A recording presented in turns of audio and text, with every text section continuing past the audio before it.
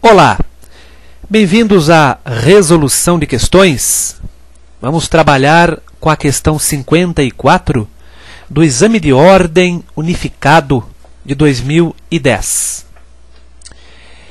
A questão é a seguinte: em 7 de fevereiro de 2010, Ana, utilizando-se do emprego de grave ameaça, constrange seu amigo Lucas, bem-sucedido advogado, a com ela praticar ato libidinoso diverso da conjunção carnal.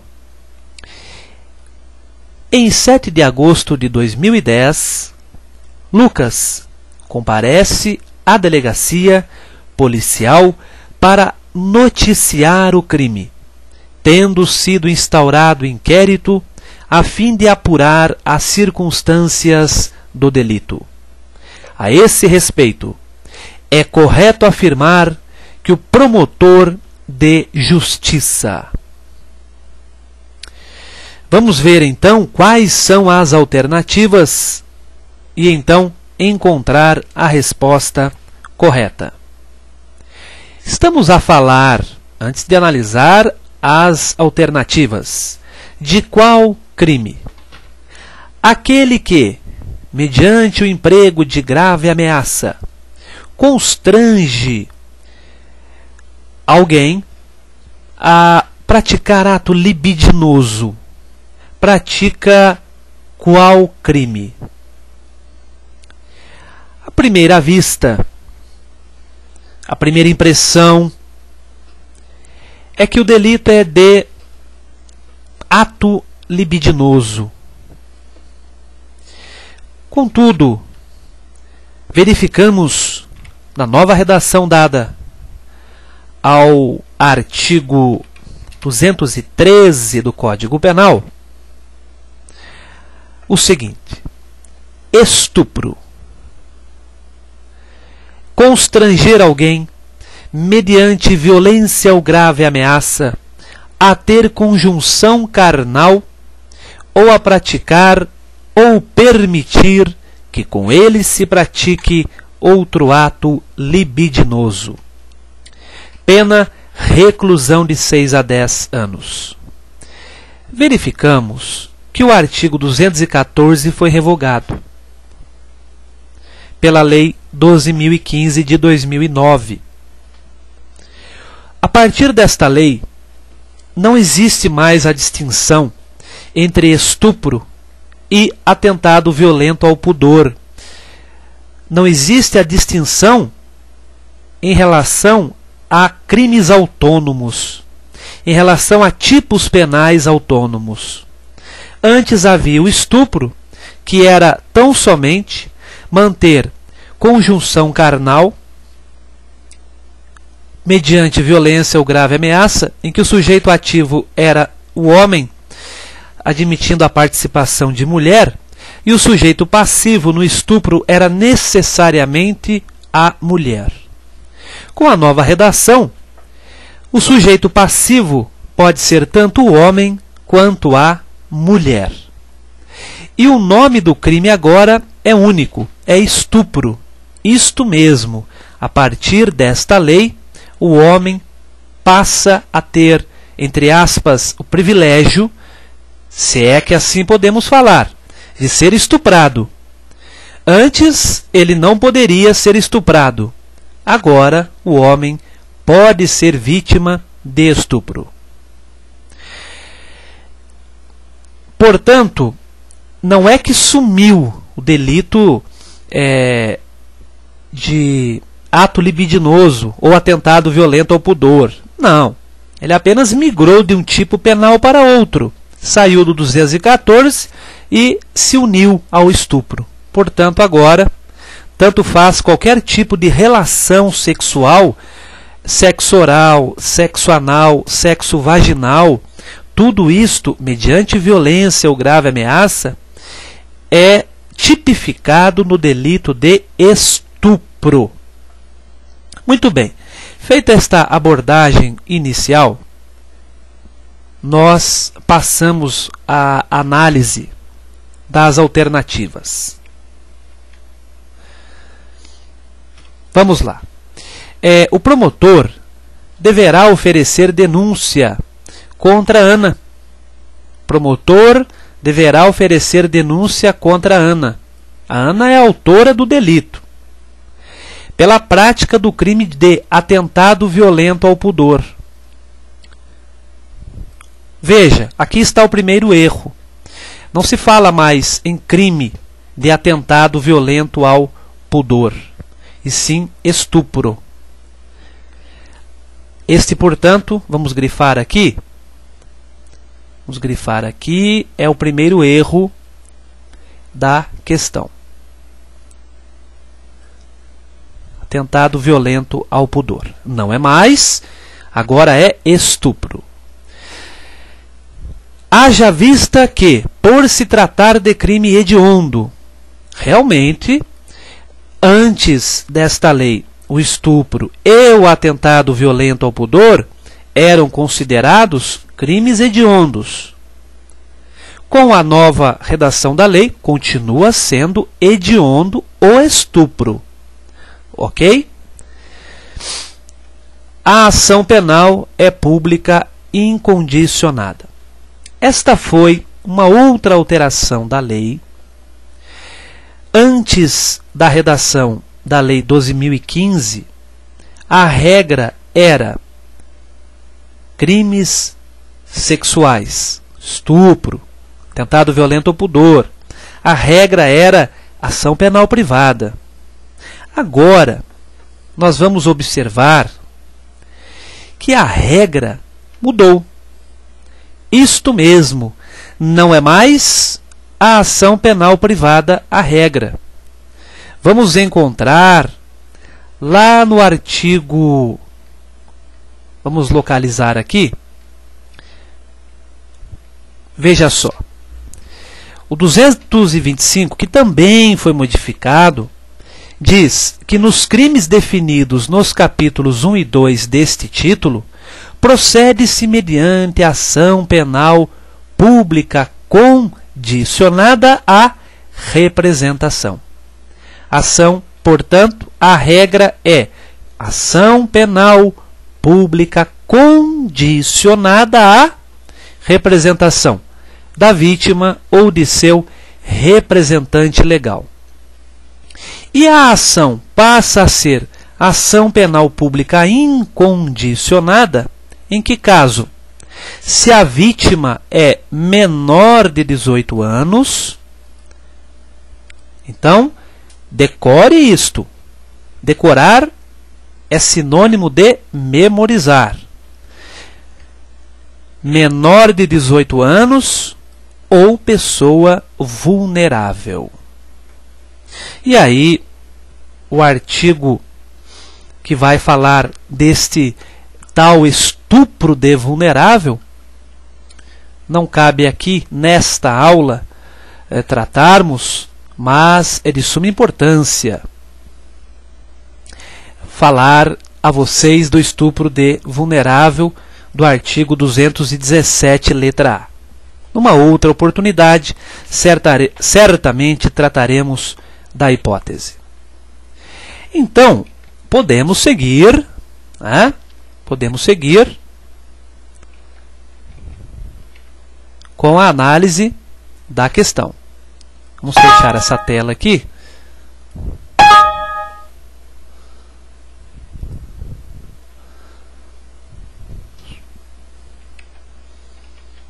Estava dando duplicidade, né? Vamos achar aqui. Voltando. Questão de segundos, né? Hoje nós queremos todas as coisas de forma apressada, né? Mas às vezes o computador não ajuda. É o caso agora. Ele está pensando, ele pensa também. E nós aqui, já de saco cheio, né? Querendo que a questão volte logo. Porque estamos ávidos de conhecimento. Isto, letra A, portanto, está errada. Vimos que a questão Letra A, alternativa letra A, está errada. Vamos, computador.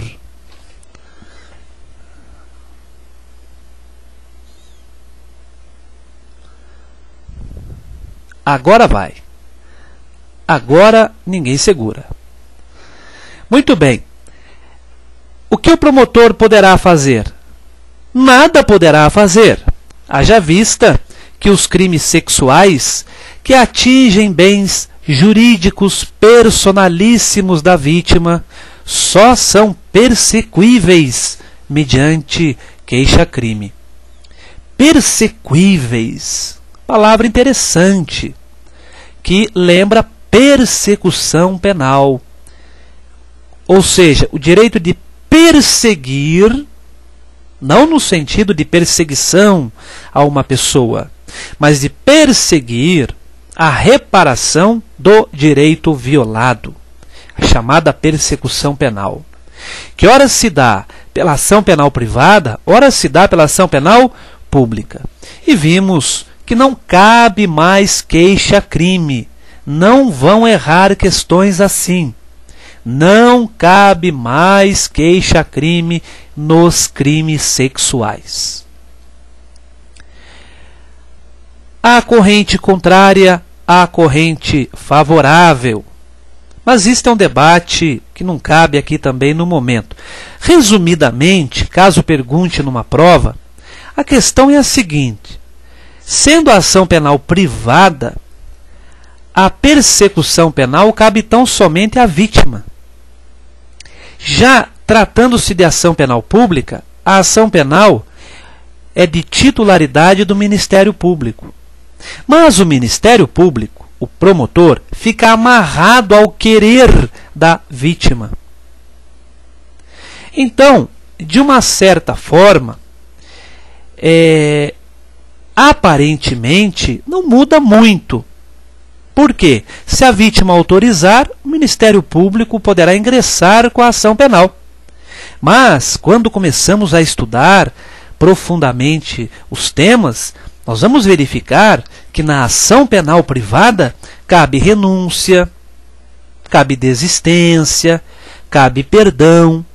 Institutos estes próprios da ação penal privada, que não cabem numa ação penal pública. A retratação é cabível até um certo momento da ação penal pública. Após, não é mais.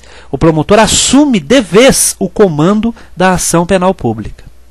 Mas paramos por aqui para não nos alongarmos muito. Letra C. O promotor deverá pedir o arquivamento do inquérito. Por quê? Por ausência do quê?